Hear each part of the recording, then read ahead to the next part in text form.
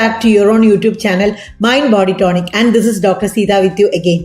This is a session about IVF, ICSI, etc. I am not going to talk in detail about IVF, ICSI, why they are being done, how it's being done, etc. What I am going to talk to you about is something different. In this session, I would like to tell you how much people are running around or roaming around with the feeling that, or with the idea that IVF is the only thing that will work for him. They are doomed without IVF and they will not have children without IVF or ICSI. It's not me who am telling you that you will have children only through IVF, ICSI or other such procedures. It's you yourself, your family members, your neighbors, your friends, and maybe some doctors who are treating you. What I would like to mention here in this context is, it's okay for a woman after the age of 35 or 40 to resort to IVF, or if there are bilateral tubal blockage, if there is total azoospermia which cannot be treated in any other way, or if there is severe endometriosis, or if there is some other factor in which normal pregnancy is near to impossible, then fine, it's okay to resort to IVF. But otherwise, what we see these days is the fact that so many young women, so many young girls, you can't even call them women, young girls in their early 20s are lining up in front of IVF centers.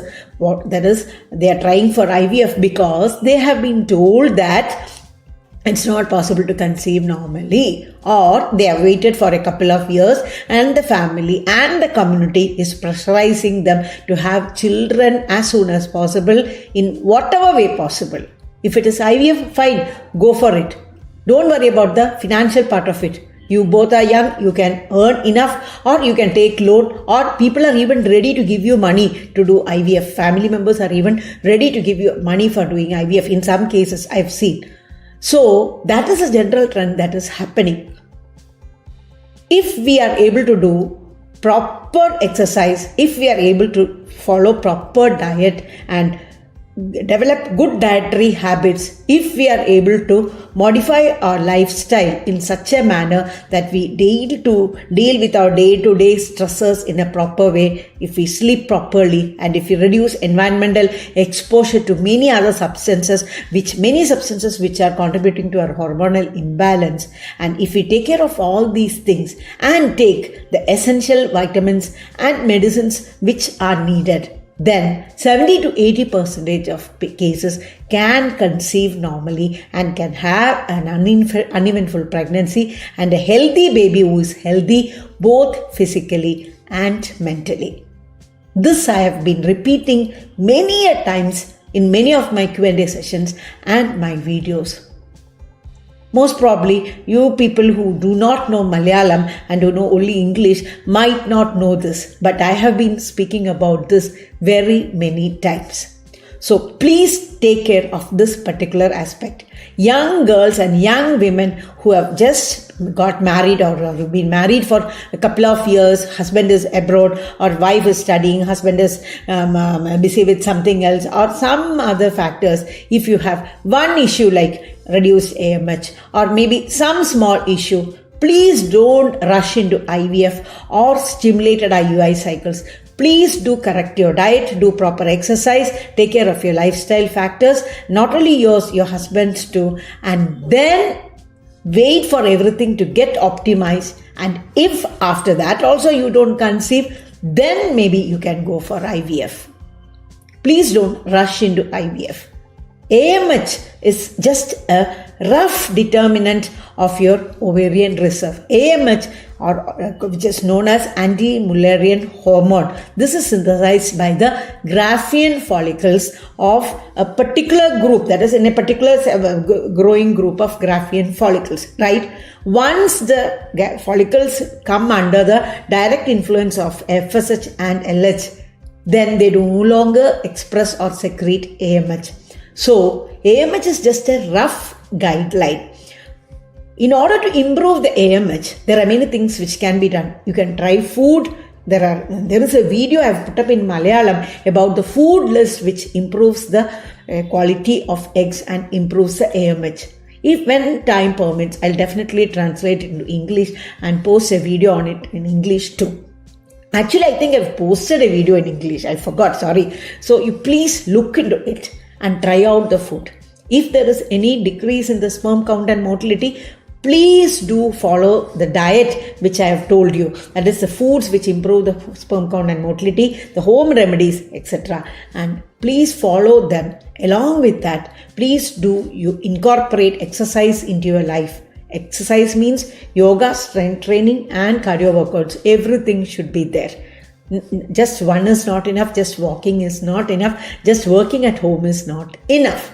Okay? Do all these things. Take care of your daily stresses. Stress is a very important factor which is causing a lot of havoc in the lives of so many people these days. Please take care of your stress. Stressors will come and go. If you deal with one stress, then there will be another condition or another problem ready to jump in front of you, and you'll have to face that. And once you deal with that, then another will be waiting. In some cases, there will be number of stressors waiting for you to deal with. So if you learn to take care of your stressors properly, then half your problem is solved.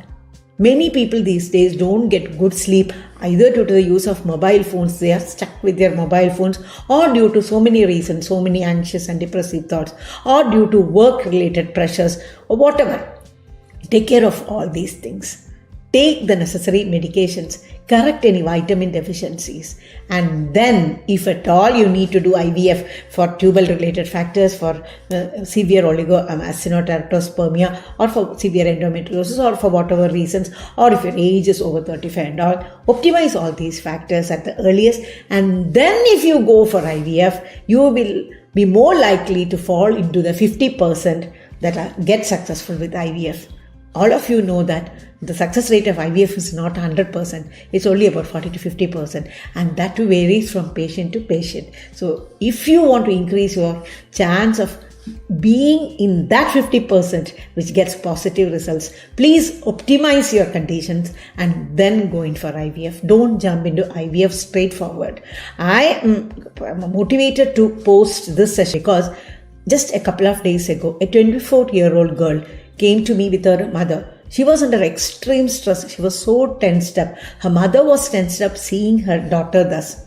So the problem with the girl faced is, the girl went to an IVF center. I'm not telling the name of the center. The girl went to an IVF center along with the husband. Husband has some motility problem, some count problem, which is not so very severe that it cannot be corrected at all by medicines or lifestyle factors. It can indeed be corrected, though it will take some time. But the girl is only 24, mind you. And this girl got her AMH done. AMH value came to around 0.6. Her periods are regular. Follicular studies done in a couple of cycles shows a dominant follicle, ruptured follicle also. Maybe I'm not sure about that, but dominant follicle was definitely seen. So this girl was told by the doctor that you definitely need IVF because your AMH value is only 0.6 and your male factor is also, husband has also got issues. AMH value was 0.6. I asked her, my God, my dear child, you have got one AMH value of 0.6 and then you straight away jumped into IVF or what? So she said, no ma'am, I got two AMH values done and both showed 0.6 or 0.4. And you know at what interval she got it done? She got one done on maybe 15th of 1 month and the other AMH done on 17th of the same month. That is exactly 2 days later. How can one expect any positive changes in just a couple of days' time without any intervention, without any form of intervention? It's not possible. So she was told that IVF is the only option. So that sort of creates a block in everyone's mind that, okay, without IVF, we cannot conceive. That is the thing that people come and tell me. After seeing my videos, people come from far away places also. They tell me that doctor suggested IVF. So IVF is the only option. So I tell them, wait, optimize your condition. You're so overweight. You've got so many issues. So you wait. And husband might be smoking or drinking or he has got severe sperm issues. So wait, optimize your condition. Do whatever you can to optimize your condition. And then if you need, go in for IVF. I've seen that many people conceive without IVF when they optimize all these conditions along with some medicines and supplements. So this is the message that I want to convey to you through this session. Obviously, in live session is not going to be the same in Malayalam and English. I might have left out some of the things that I said in Malayalam session here, but the crux is the same. The essence is to convey the fact that young girls don't rush into IVF just because your AMH value has come as decreased. If you have any other issues, please try to correct them. And in young age, definitely you can try to improve your AMH level, especially if your periods are regular, if your flow is normal, if you have no other issues. Please don't panic. Please take care of your health. Please take care of all the factors that I mentioned before. I don't want to repeat it again and again. And then see, you still have a long way to go. And males also, what I want to say is people who have got oligoasthenoteratospermia, that is decreased sperm count, motility and morphology, if it is very severe, if it is extremely severe, and if it shows progressive decline, then maybe you can do sperm banking and preserve your sperm. But let your wife get rid of her anxiety, become normal, and then only attempt IVF, because stress is a major factor for implantation failure in IVF cycles also. That has been proven conclusively. Actually, I've already done many videos on that. I have shared experiences of a patient who had come to me, but that is in Malayalam. People who don't know Malayalam might not understand that. I'm not looking there. I just want to convey what I want to tell you, right? So, stress is a major factor. Get rid of stress in whatever ways you can. There are so many ways to get rid of stress, and taking or popping up tablets is not the only way. And popping up anti-anxiety tablets will make you more drowsy, will make you dependent on that. Of course, there are some herbal medications which are quite good, which are not addictive, which doesn't have any side effects. I do prescribe it for my patients. And then along with that, acupressure. If you can afford and if you can find an acupuncture specialist, please go and do acupuncture. It's very effective. Acupressure, simple acupressure is very effective for reducing stress. And I've already done a video demonstrating the different points for acupressure for stress and anxiety in Malayalam.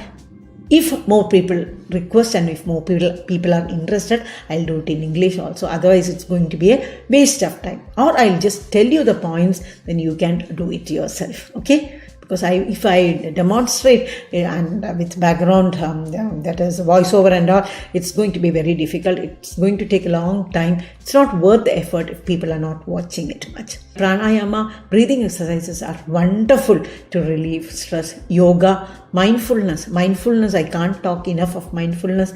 I've been practicing mindfulness since some time and it's got wonderful results, and I knew how much it was giving good results only when I stopped it for a while. Last month when my children were here and then I had so many other issues, travel, etc., I couldn't practice mindfulness meditation regularly, and it definitely had its negative impact in me. So now I realize how important it is. So please do go and learn mindfulness systematically. Mindfulness is helpful in so many other conditions also. Learn all that, optimize your conditions, and then try to become pregnant, whether it is a normal pregnancy or an IVF pregnancy. Okay? Only then you will have a healthy, happy baby who is happy and healthy both physically and mentally. Otherwise, if you are stressed up while you are attempting IVF or ICSI, then immediately after IVF also you will be stressed up only. Implantation might not occur. Even if implantation occurs, then that stress can lead to miscarriage. If not, then you will be stressed up whether you will develop BP, whether you will develop diabetes during pregnancy, whether you will have a normal delivery, whether you will have a cesarean, whether your baby will be more overweight, whether your baby will be underweight. Like that chain will continue. Okay, and so that getting stressed up will become a habit which you will not be able to shake out of your system. So please take care. Please don't rush into assisted reproductive procedures unless it is absolutely essential. If you take care of your diet, exercise, day-to-day stresses, sleep, and other modifiable lifestyle factors, and then take the necessary medicine supplements and medicines if needed, that 70 to 80% of you will not have to resort to IVF. The incidence of IVF ICSI will come down by 70 to 80%. I'm 100% sure about that. So please do take this message into your heart. This is the take-home message that I would like to give you. Those of you who are Malayalis, I know you will not be watching this because I've already done a session in Malayalam. Please do share this with your non-Malayali friends. Only then such messages will reach more and more people. My aim and my vision is to help more and more people to conceive normally. Before I stop, one important point which I wish to tell you again and again and emphasize upon is, while you are waiting to become pregnant normally, please do take care of correctable factors. In addition to what I told you about diet, exercise, lifestyle factors, taking medical supplements, etc., if there are any factors which are preventing you from becoming pregnant, say, for example, some fibroids in the uterus, some uterine anomalies, or some tubal problems, or some issues with your husband's semen analysis, or something, then take care of it. Don't just wait like this, doing nothing, saying or thinking that when the time comes, everything will happen normally. Whatever is within our control, we should definitely try to do. And then wait for the results to happen at its own time. Okay? Have a nice day, all of you. And stay tuned for more videos and live sessions from Mind Body Tonic. And please do leave your comments and suggestions in the comment section down below. Please ensure that the comments beneath the English videos are in English only. This is for the benefit of the non-Malayali viewers who view these videos. And please, those of you who are Malayalis and who happen to open this link by mistake, please do share it with your non-Malayali friends. I know many of you are residing in places outside Kerala and some of you are residing in places outside India too. So please do share this knowledge among your non-Malayali friends, contacts too, so that knowledge is spread among more people. So till I see you again with another video or with another session, take care of yourself and your loved ones and stay blessed.